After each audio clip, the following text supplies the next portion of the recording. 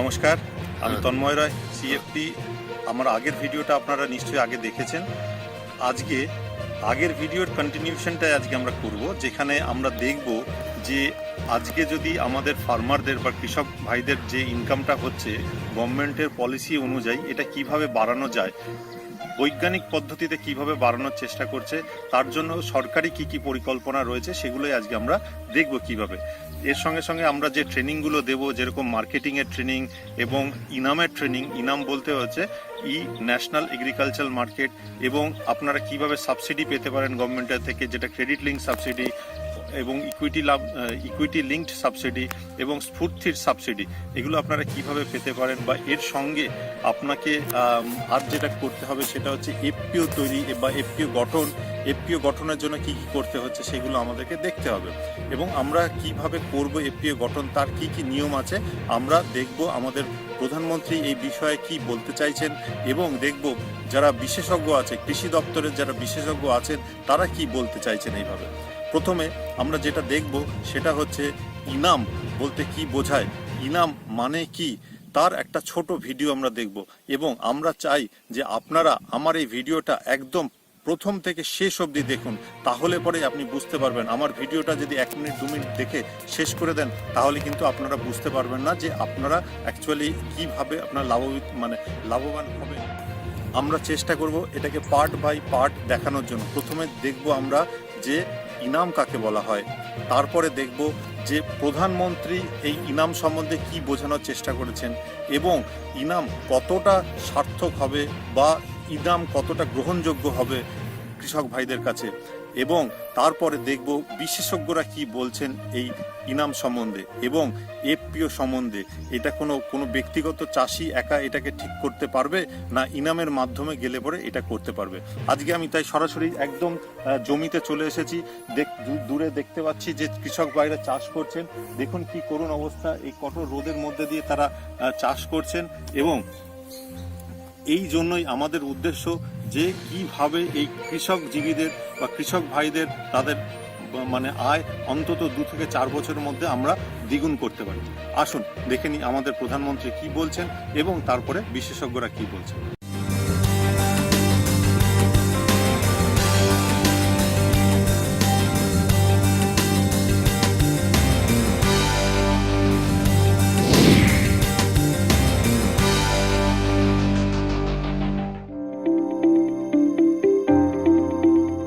E NAM प्रणाली को भारत में पहली बार 14 अप्रैल 2016 में प्रधानमंत्री नरेंद्र मोदी द्वारा लॉन्च किया गया था।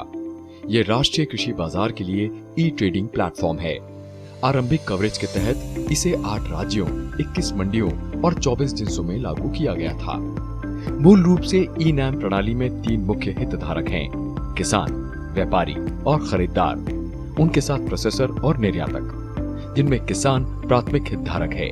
आज धीरे धीरे देश भर की ई मंडियों में किसान आ रहे हैं और इन्हें बेहतर दाम मिल रहे हैं। ई नैम व्यापारियों, कमीशन एजेंटों और निर्यातकों को एकीकृत और व्यापक बाजार के माध्यम से बेहतर व्यवसायिक अवसर प्रदान करता है। किसान का तो भरपूर फायदा है,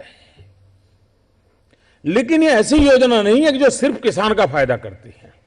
ये ऐसी व्यवस्था है जिस व्यवस्था के तहत जो थोक व्यापारी हैं उनकी भी सुविधा बढ़ने वाली है। इतना ही नहीं, ये ऐसी योजना है जिससे उपभोक्ता को भी उतना ही फायदा होने वाला है।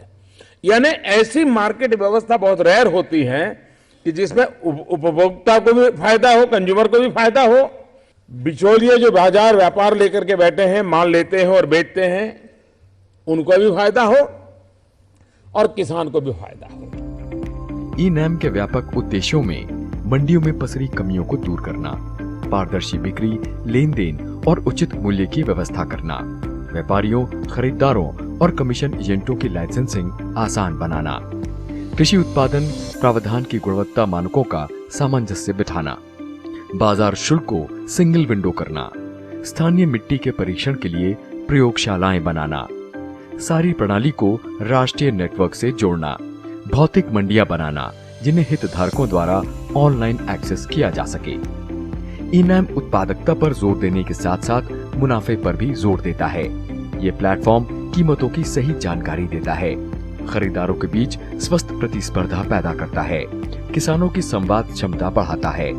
आज ई-नैम कृषि उपज के क्षेत्र में भारत के व्यापार के तौर तरीकों को तेजी से बदल रहा है। आज की तारीख में ई-नैम ने 16 राज्यों, 2 केंद्र शासित प्रदेशों के 585 बाजारों में 1 लाख से अधिक किसानों, 1,30,000 व्यापारियों और 65,000 कमीशन एजेंटों को जोड़ा है। राज्यवार स्थिति देखी जाए तो ई मंडियों की संख्या आंध्र प्रदेश में 22, छत्तीसगढ़ में 14, गुजरात में 79, हरियाणा में 54, हिमाचल प्रदेश में 19, झारखंड में 19, मध्य प्रदेश में 58, महाराष्ट्र में 60, उड़ीसा में 10, पंजाब में 19, पुडुचेरी में 2, राजस्थान में 25, तमिलनाडु में 23, तेलंगाना में 47, उत्तर प्रदेश में 100, उत्तराखंड में 16, चंडीगढ़ में 1 और पश्चिम बंगाल में 17 हैं। यानी कुल मिलाकर देश में इस वक्त 585 ई मंडियां हैं। ई-नैम पोर्टल 114 वस्तुओं में ट्रेड करता है। इस प्लेटफॉर्म पर अब तक 52,173 करोड़ रुपए तक का कारोबार हो चुका है। ये संख्या रोज बढ़ रही है। इसके अलावा 320 मौजूदा ई-नैम मंडियों में सफाई, ग्रेडिंग, छटाई और पैकेजिंग सुविधाओं के लिए और 245 मौजूदा ई-नैम मंडियों में खाद इकाई के लिए 137.33 करोड़ रुपए की वित्तीय सहायता दी जा रही है। ई-नैम पोर्टल हिंदी, तेलुगु, उड़िया, बांग्ला, तमिल, गुजराती और मराठी में उपलब्ध है। ई-नैम मोबाइल और वेब एप्लीकेशन के माध्यम से मंडियों में व्यापार करना आसान करता है। इसके निर्बाध संचालन के लिए राज्यों को अपनी कृषि विपणन कानून में 3 बदलाव करने होते हैं, जैसे electronic trading, single trading license जो राज्य की सभी मंडियों में मान्य हो और लेन देन शुल्क की सिंगल विंडो बनाना। इस मोबाइल ऐप के माध्यम से धीरे धीरे पारंपरिक नीलामी प्रथाओं में भी बदलाव आ रहा है, जो नई तकनीक की बढ़ती स्वीकृति का संकेत है। ई-नैम पोर्टल सभी एपीएमसी संबंधित सूचनाओं और सेवाओं के लिए सिंगल विंडो सर्विसेज भी प्रदान करता है। इनमें अन्य सेवाओं के साथ कमोडिटी अराइवल, गुणवत्ता और कीमतें, ऑफर और ई भुगतान निपटान सीधे किसानों के खाते में खरीदना और बेचना शामिल है। किसान कहीं से भी अपने मोबाइल फोन के माध्यम से ई-नैम पर जानकारी आसानी से प्राप्त कर सकते हैं। इस ऑनलाइन ट्रेडिंग प्लेटफॉर्म से जहां लेन देन की लागत कम हुई है, वहीं सही समय पर सही सूचना मिलना भी आसान हुआ है। फिलहाल सरकार ने मार्च 2020 तक 415 अतिरिक्त बाजारों को ई-नैम से जोड़ने का निर्णय लिया है। ई-नैम पोर्टल पर राज्य के बाहर के व्यापारियों को लॉजिस्टिक प्रोवाइडर की जानकारी भी प्रदान की जा रही है, जो व्यापार के बाद वस्तुओं के परिवहन की सुविधा प्रदान करेगी। ई-नैम राज्यों के बीच अंतर्राज्यीय व्यापार को बढ़ावा देने के लिए ई-नैम प्लेटफॉर्म पर एक इंटरस्टेट डैशबोर्ड भी विकसित किया गया है। नए साल 2019 की शुरुआत के साथ ई-नैम ने 2 अलग-अलग राज्यों की मंडियों के बीच अंतर्राज्यीय व्यापार शुरू करके एक और उपलब्धि हासिल कर ली है। पहले व्यापार एपीएमसी के भीतर या एक ही राज्य के भीतर स्थित 2 एपीएमसी के बीच हुआ करता था। टमाटर का पहला अंतर्राज्यीय लेन देन उत्तर प्रदेश के बरेली ई-नैम एपीएमसी के व्यापारी और उत्तराखंड के हल्द्वानी ई-नैम एपीएमसी के किसान के बीच किया गया है। इसी तरह उत्तराखंड और उत्तर प्रदेश की ई-नैम मंडियों के बीच आलू, बैगन, फूल गोभी में भी अंतर लेन देन किया गया है। सभी मामलों में ई-नैम पोर्टल के माध्यम से ई भुगतान भी किया गया है। इससे किसानों को बेहतर बाजार और अधिक खरीदार मिलेंगे और उनकी उपज के लिए बेहतर कीमतें भी मिला करेंगी। इस कार्यक्रम की कामयाबी और जरूरत को देखते हुए सरकार का अगला कदम 22,000 ग्रामीण बाजारों को किसानों की आय को दोगुना करने के लिए ई-नैम से 2020 तक जोड़ने का है।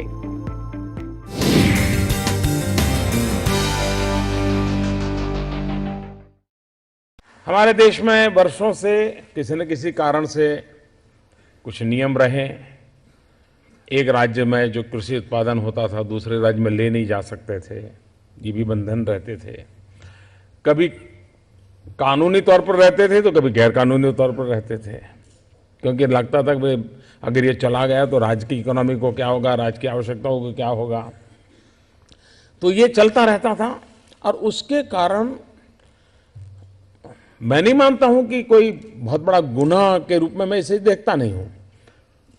वहां की सरकारों को प्रैक्टिकल प्रॉब्लम रहता था कि भाई अगर ये चीज़ मेरे यहाँ उत्पादन होती है, अगर मेरे यहाँ से बाहर चली गई तो मेरे यहाँ तो लोगों को कुछ मिलेगा ही नहीं। तो ये उसकी चिंता बड़ी स्वाभाविक थी। लेकिन उसका परिणाम ये होता था कि किसान को प्रोटेक्शन नहीं मिलता था।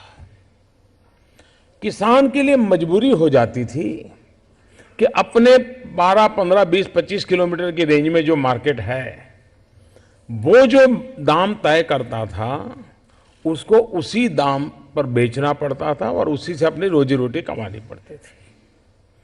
किसान की समस्या ये भी रहती थी कि उसको कोई चॉइस नहीं रहता था। एक बार घर से बैलगाड़ी में ढोकर के माल लेके गया मंडी में और मंडी वालों को लगा कि नहीं आज दाम गिरा दो। अब वो बेचारा सोचता है कि भाई मैं इसको वापस कहाँ ले जाऊंगा, 25 किलोमीटर कहाँ उठा के ले जाऊंगा। तो वो मजबूरन उनके हाथ पैर जोड़ के कहता था नहीं जी ले लीजिए, चलिए 5 रुपया कम कर लीजिए, ले लीजिए, मैं वापस कहाँ ले जाऊंगा। ये हाल किसान का हमारे यहां मार्केट पर रहा। ये योजना ऐसी है कि जिस योजना से किसान का तो भरपूर फायदा है, लेकिन ये ऐसी योजना नहीं है कि जो सिर्फ किसान का फायदा करती है। ये ऐसी व्यवस्था है जिस व्यवस्था के तहत जो थोक व्यापारी हैं उनकी भी सुविधा बढ़ने वाली है। इतना ही नहीं, ये ऐसी योजना है जिससे उपभोक्ता को भी उतना ही फायदा होने वाला है। यानी ऐसी मार्केट व्यवस्था बहुत रेयर होती है कि जिसमें उपभोक्ता को भी फायदा हो, कंज्यूमर को भी फायदा हो, बिचौलिए जो बाजार व्यापार लेकर के बैठे हैं, माल लेते हैं और बेचते हैं, उनको भी फायदा हो और किसान को भी फायदा हो। होता क्या है, आज दुर्भाग्य से हमारे देश में कृषि उत्पादन का रियल टाइम डाटा अभी भी नहीं होता है। कभी हमें लगे कि भाई फलाने राज्य में गेहूं की जरूरत है तो सरकार सोचती है कि अच्छा भाई क्या करेंगे, इनको गेहूं की जरूरत है, लेकिन उसको पता नहीं होता कि दूसरे एक राज्य में गेहूं सरप्लस पड़े हैं। कभी गेहूं सरप्लस है और वहां पहुंचाने हैं, लेकिन उस समय ट्रेन की व्यवस्था नहीं मिलती माल ले जाने के लिए, और वहां किसान कंज्यूमर परेशान रहता है, यहां किसान परेशान होता है माल बेच रहा है। ये क्यों? तो ये जो स्ट्रक्चर ऐसा बना हुआ था कि जिस स्ट्रक्चर में वो बंद गया था उसके बाहर नहीं जा पाता था। आज ई नाम के कारण अभी तो प्रारंभ में 25 कृषि उत्पादन चीजें इस ई नाम पर बिकेगी, सौदा होगा, और 21 मंडी में होगी। लेकिन बहुत ही निकट भविष्य में शायद 250 तक तो पहुंच जाएंगे, क्योंकि कुछ राज्यों ने कानून में जो सुधार करना चाहिए वो कर दिया है। टेक्नोलॉजी करेगी, बड़ा मुश्किल काम नहीं है। वहां एक लैब बनेगी, उस लैब के कारण क्वालिटी ऑफ एग्रो प्रोडक्ट ये तय होगा। अब व्यापारी हाथ में पकड़ करके जताएगा नहीं यार तेरा माल तो ठीक नहीं है, और किसान कहता नहीं नहीं साहब बहुत ठीक है, पहले जैसा ही है, और आखिरकार उस व्यापारी ने कह दिया तो वो बेचारे को लगता था चलो बेच दो।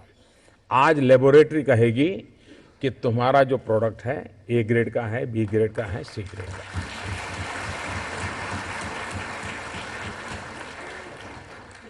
और वो नेशनली सर्टिफाइड मान्यता होगी उसको। अगर मान लीजिए बंगाल से चावल खरीदना है और केरल को चावल की जरूरत है, तो बंगाल का किसान ऑनलाइन जाएगा और देखेगा कि केरल की कौन सी मंडी है जहां पर चावल इस क्वालिटी का चाहिए, इतना दाम मिलने की संभावना है। तो वो ऑनलाइन ही कहेगा कि भाई मेरे पास इतना माल है और मेरे पास ये सर्टिफिकेट, मेरा ये माल ऐसा है, बताइए आपको चाहिए। और अगर केरल के व्यापारी को लगेगा भाई ये 6 लोग में ये ठीक है, तो उससे तुरंत सौदा करेगा और अपना माल मंगवा देगा। कुछ व्यापारी क्या करेंगे, बंगाल से माल खरीदेंगे, खरीदने वाला केरल में होगा, लेकिन उसको बंगाल में ही मार्केट मिल जाए तो वहीं वो बंगाल में भेज देगा। मेरा कहने का तात्पर्य है कि इतनी ट्रांसपेरेंसी होगी इस व्यवस्था के कारण कि जिसके कारण हमारा किसान ये तय कर पाएगा और माल अपना प्रोडक्ट बैलगाड़ी में चढ़ाने से पहले या ट्रैक्टर में चढ़ाने से पहले तय कर पाएगा कि मेरे प्रोडक्ट का क्या होगा। पहले तो क्या होता था, सारी मेहनत करके 25 किलोमीटर दूर मंडी में गया, उसके बाद तय होता था भविष्य क्या है। आज अपने घर में अपने मोबाइल फोन पर वो तय कर सकता है कि मैं कहां जाऊं। थोड़ा, और मैं समझता हूं हमारे देश का सामान्य से सामान्य व्यक्ति, शायद वो साक्षर ना हो लेकिन बुद्धिमान होता है। जैसे उसको पता चलेगा तो वो मॉनिटर करेगा कि मंडी का ट्रेंड क्या है, 3 दिन देखेगा बराबर, और फिर ट्रेंड के अनुसार तय करेगा। हाँ, अब लगता है कि मार्केट पक गया है, तो तुरंत अंदर एंटर कर जाएगा और अपना माल बेचेगा। आज किसान निर्णायक होगा, किसान निर्णायक होगा।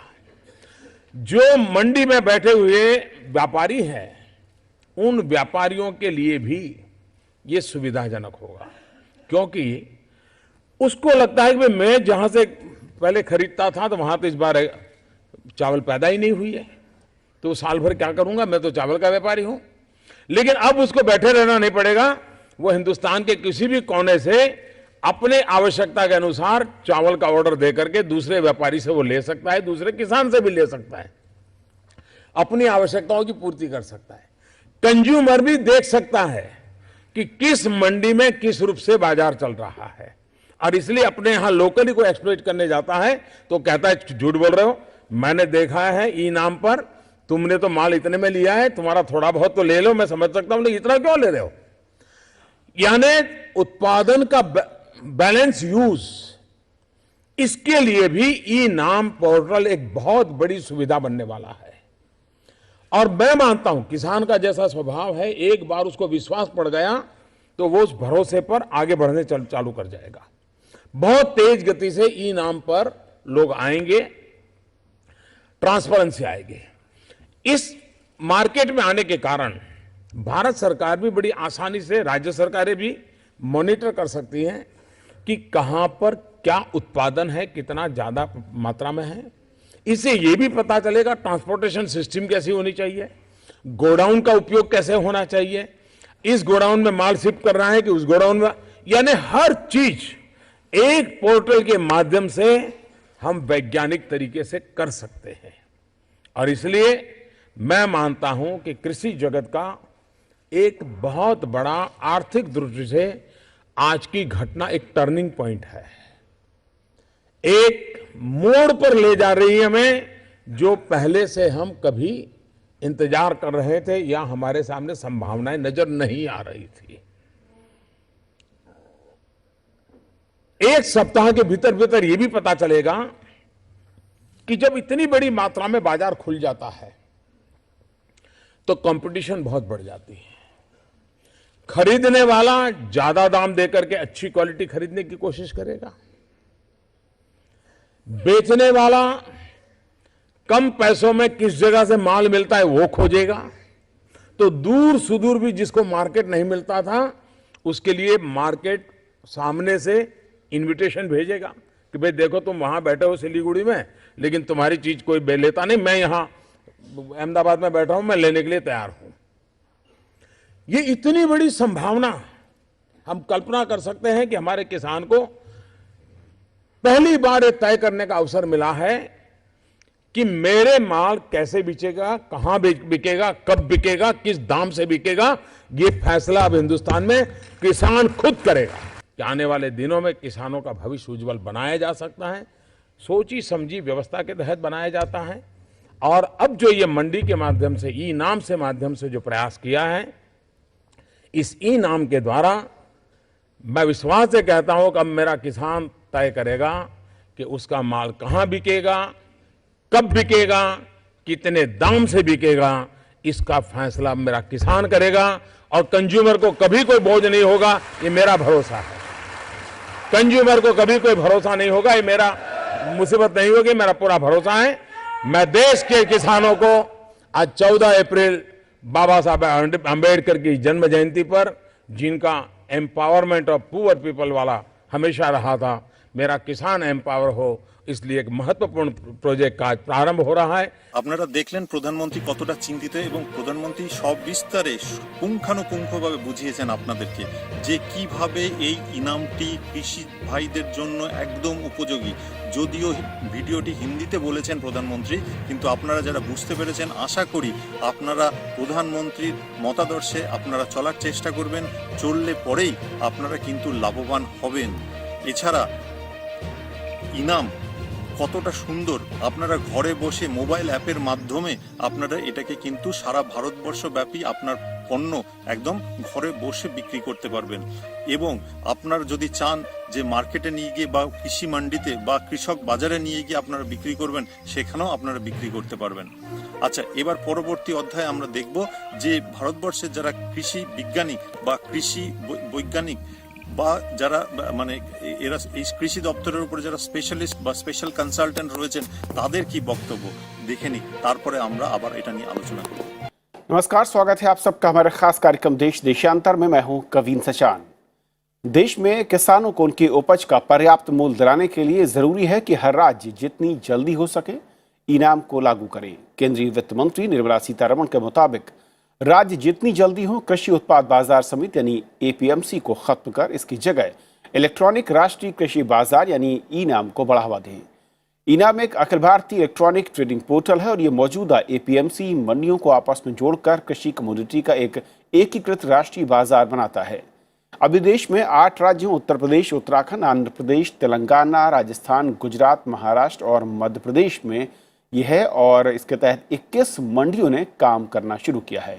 इन मंडियों के बीच 14 कृषि उत्पादों के अभी तक 136 अंतर्राज्यीय सौदे हो चुके हैं। सरकार इस योजना के तहत समूचे देश की मंडियों को एक ही इलेक्ट्रॉनिक मंच पर लाना चाहती है। 3 खास मेहमान हमारे साथ हैं। संदीप दास हमारे साथ हैं, सीनियर कंसल्टेंट है ICRIER से, आपका बहुत बहुत स्वागत है। डॉक्टर PK जोशी हमारे साथ हैं, farmer director south Asia IFPRI से हैं, आप स्वागत है। और हिमांशु वत्स हैं, सीनियर एडिटर हैं इकोनॉमिक टाइम्स में, सर बहुत बहुत स्वागत आपका। तो भारत की कृषि मार्केट है वो अनऑर्गेनाइज्ड है, इनएफिशिएंट है और फ्रेगमेंटेड मार्केट है। तो और इसमें इतने सारे स्टेक होल्डर्स होते हैं फ्रॉम प्रोड्यूसर टू कंज्यूमर्स, तो इसकी ट्रांजैक्शन कॉस्ट हमारी बहुत बढ़ जाती है, तो मार्केटिंग कॉस्ट बहुत ज़्यादा हो जाती है। उसमें किसी तरह से हम किसान और जो बायर है उनको किस तरह से जोड़ दें, ये एक जो नया मौजूदा इनाम के थ्रू एक्सपेरिमेंट है, ये बहुत बड़ा गेम चेंजर है। तो इनाम है, इसके बहुत सारे फ़ायदे हैं। लेकिन देखिए 2015 में हमने इसको इंट्रोड्यूस किया था, बहुत बड़ा देश है और इतना बड़ा electronic one nation one market बनाना एक बहुत बड़ा चैलेंज है, बहुत छोटा काम नहीं है ये। पॉलिसी बन गई, फ्रेमवर्क बनना है, लोगों को जोड़ना है, इंफ्रास्ट्रक्चर उस तरह का क्रिएट करना है कि जो ई नाम के लिए दोनों जगहों पे आपके पास वो होना चाहिए इंफ्रास्ट्रक्चर, जो बायर है और जो सेलर है दोनों जगह इंफ्रास्ट्रक्चर होगा। और इससे ये फ़ायदे, सबसे बड़ा फ़ायदा ये है कि ट्रांसपेरेंसी जो है, प्राइस में ट्रांसपेरेंसी आएगी, प्राइस डिस्कवरी में, और ऑनलाइन ट्रांजैक्शन शुरू होने लगेंगे। और सबसे इम्पॉर्टेंट चीज़ जो इसमें मुझे जो लगता है, जो किसान की जो ट्रांजैक्शन कॉस्ट है, मार्केटिंग कॉस्ट है, या जो बायर है उसकी मार्केटिंग कॉस्ट है, वो बहुत कम हो जाएगी। तो प्रोड्यूसर और बायर लिंक हो जाएंगे थ्रू आपके पोर्टल के थ्रू, वो एक सबसे बड़ा एडवांटेज है। और प्राइस डिस्कवरी मैकेनिज्म ट्रांसपेरेंट हो जाएगा, जो अभी तक नहीं होता है। तो अभी के सिस्टम में क्या है कि कार्टेल बन जाते हैं, तो आपका प्रोडक्शन थोड़ा सा कम है, कार्टेल बन गया, प्राइस राइज हो जाते हैं। तो इसकी वजह से ट्रांसपेरेंसी ज़्यादा आएगी और मैं समझता हूँ कि ये it should be a big game changer. So it has, इस जैसे आपका अमेजोन टाइप ना फंक्शन होता है, या ये जो आजकल ऑनलाइन शॉपिंग चलती है, इट्स ए ह्यूज बिजनेस। ये इनाम क्या कर रहे हैं, थोड़ा एडिशनल उसको देने की कोशिश कर रहे हैं कि जैसे आज आज़ादपुर मंडी का जो ट्रेड होता है सपोज दूसरे मंडी के साथ, वो ऐसा कोई इंटरलिंक नहीं है कि बैंगलोर मंडी और आज़ादपुर में कोई लिंक करने नहीं है, बट इनाम वो फैसिलिटेट करता है। इससे विन विन सिचुएशन दोनों की तरफ बन सकता है। अगर कोई बायर्स बैठा हुआ है वहाँ बैंगलोर में, वो हरियाणा से खरीदना चाहता है, तो उसके पास पूरा इन्फॉर्मेशन अवेलेबल है कि इस फार्मा के साथ इतना है, इस मंडी में इतना अवेलेबल है। जो अभी का रेट में ओनली रेट उसका मालूम है, उसको और कोई क्वांटिटी और स्पेसिफिकेशन कोई कुछ मालूम नहीं होता है। तो वही इनाम is a win win for both of them actually. Farmers का रोल होगा, अगर वो फार्मर्स FPO के थ्रू या ग्रुप करके उसमें पार्टिसिपेट करें, एक सिंगल फार्मर के लिए इनाम मुझे इतना नहीं लग रहा कि कोई इतना फायदेमंद होगा, बट जब ट्रेडर्स जो है वो बैठकर अगर ओपन हो जाए, बेसिकली प्रॉब्लम क्या है, the movement of goods of agriculture commodity free across country, जो इनाम फैसिलिटेट करता है, उसके लिए आगे बढ़ने की जरूरत है, उसका विन विन फॉर बोथ होगा।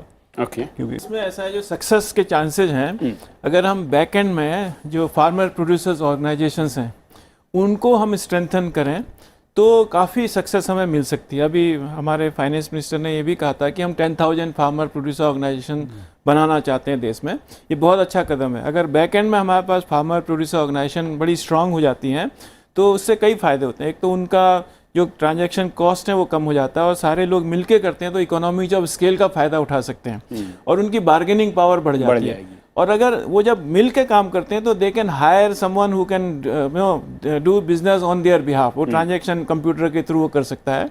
तो मुझे ये एक्सपीरियंस है, जब मैंने कुछ फार्मर प्रोड्यूसर ऑर्गेनाइजेशन से इंटरेक्शन किया था तो कई farmer producer organisation chartered accountant hire करते हैं अपना इनकम टैक्स रिटर्न फाइल करने के लिए। जब वो अकेले करते हैं तो they are very poor farmer, but वे जुड़ जाते हैं तो they hire agriculture university professor जो रिटायर्ड होते हैं उनको लेते हैं, गाइडलाइंस लेते हैं उनसे, चार्टर्ड अकाउंटेंट हायर करते हैं। तो सिमिलरली अगर ये फार्मर प्रोड्यूसर ऑर्गेनाइजेशन को हम स्ट्रेंथन करते हैं तो ये एक वन स्टेप इसके लिए बड़ा फ़ायदेमंद हो सकता है। दूसरा जो सेल्फ हेल्प ग्रुप्स हैं जो खुद इमर्ज हो रही हैं और गवर्नमेंट आई थिंक ये नाबार्ड को जिम्मेदारी दे रही है कि उनको किसी तरह से स्ट्रेंथन करें, सेल्फ हेल्प ग्रुप हो या फार्मर प्रोड्यूसर ऑर्गेनाइजेशन हो, तो ये सक्सेस की ओर ले जा सकते हैं अगर हम बैक एंड में ये सोचें किस तरह से फार्मर को ऑर्गेनाइज करें। और फ्रंट एंड में हमें देखना होगा कि जो हमारी मार्केट्स है दोनों चीज़ों को देखना है। जो मार्केट है वो हमारा जो आगे का फ्रंट का मार्केट वो भी अनऑर्गेनाइज्ड है तो वो भी ऑर्गेनाइज बनाना पड़ेगा। जैसे रिटेल चेन है आपका, जैसे बिग बाजार है या मोर है, ये जो है ना ऑर्गेनाइज मार्केटिंग जो है ये ही उनसे लिंक करेंगे।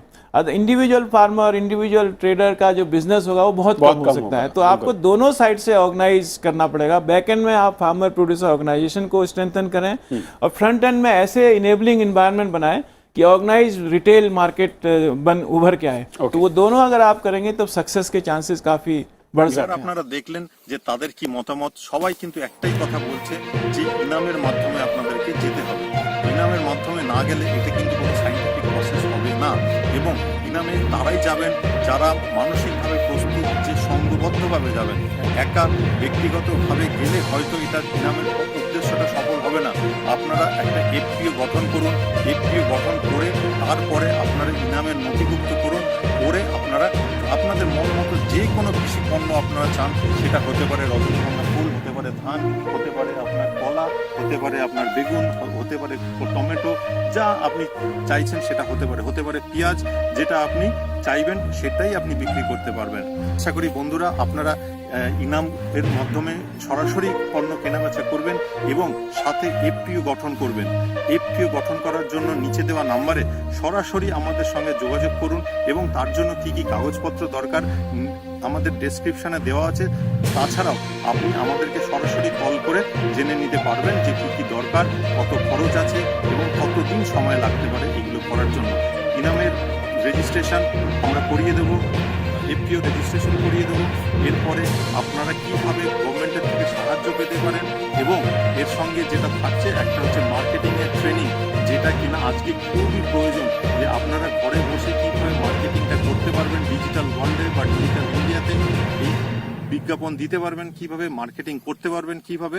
আসুন আমরা সেগুলো নিয়ে সবিস্তরে পরের অধ্যায়ে আলোচনা করব, অথবা আপনারা সরাসরি আমাকে কল করতে পারবেন, কল করে বিস্তরে জেনে নিন।